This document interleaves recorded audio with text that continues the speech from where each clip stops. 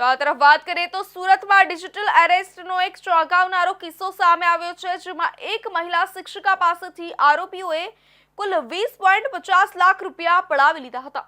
આ મામલે મહિલા શિક્ષિકાએ પોલીસમાં ફરિયાદ નોંધાવ્યા બાદ પોલીસે 2 આરોપીઓની ધરપકડ કરી છે।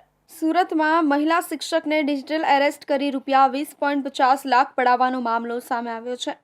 સુરત સાયબર ક્રાઇમ સેલ દ્વારા ઘટનામાં 2 ભેજાબાજોની ધરપકડ કરી છે। મુંબઈ ક્રાઇમ બ્રાન્ચમાં સીબીઆઈના લોગોવાળો સહી સિક્કા કરેલો ખોટો લેટર મોકલી તમે તપાસવા ખાતા નહીં આપો તો ધરપકડ કરી જેલમાં નાખવામાં આવશે તેવી ધમકી આપી મહિલા શિક્ષકને ડિજિટલ એરેસ્ટ કર્યા હતા। મહિલા શિક્ષકને 5 દિવસ સુધી ડિજિટલ એરેસ્ટ કરી 20.50 લાખ પડાવી લીધા હતા।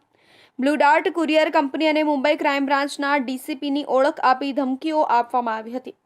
તમારું મુંબઈથી બેંકોક બુક થયેલું કુરિયર પાર્સલ પકડાયેલું છે। પાર્સલમાંથી 5 પાસપોર્ટ, 3 એટીએમ કાર્ડ અને 140 ગ્રામ ડ્રગ્સ મળી આવેલું છે તેમ જણાવી મહિલા શિક્ષિકાને ધમકાવી હતી। ઉપરાંત મહિલા શિક્ષિકાના એકાઉન્ટમાં ખોટા પાયે આર્થિક નાણાકીય વ્યવહારો થયા હોવાની વાત કરી મની લોન્ડરિંગના અને ડ્રગ્સના કેસમાં ફસાવી દેવાની પણ ધમકી આપી હતી।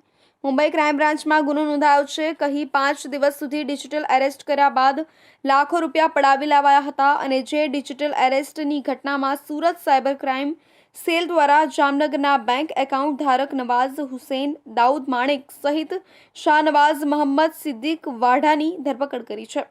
2 પૈકીનો એક આરોપી સિક્યુરિટી ગાર્ડ છે। આરોપી દ્વારા સાયબર ફ્રોડ આચરતી ગેંગને પોતાના બેંક એકાઉન્ટ કમિશન પર આપ્યા હતા।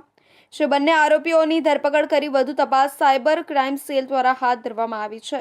આજના આધુનિક ટેકનિકલ યુગમાં સાયબર ફ્રોડના કિસ્સાઓમાં દિન પ્રતિદિન વધારો થઈ રહ્યો છે, જેમાં ખાસ કરીને ડિજિટલ એરેસ્ટની ઘટનાઓ એક બાદ એક પ્રકાશમાં આવી રહી છે। લોકોને ડિજિટલ એરેસ્ટ કરી રૂપિયા પડાવતી આંતરરાષ્ટ્રીય ટોળકીઓ છેલ્લા ઘણા સમયથી સક્રિય બની છે, જે ટોળકીનો અનેક લોકો ભૂતકાળમાં ભોગ પણ બની ચૂક્યા છે।